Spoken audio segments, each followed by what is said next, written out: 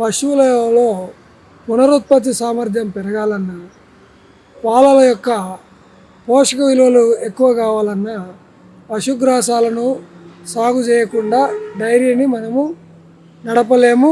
అది సాధ్యమయ్యే పని కాదు. సరే, ఇక్కడ మనము ఇంతవరకు చూసినటువంటి పశుగ్రాసాలు ఏకవార్షికాలు, అంటే ఒకసారి మాత్రమే అవి మనము కట్ చేస్తే తర్వాత ఉపయోగం.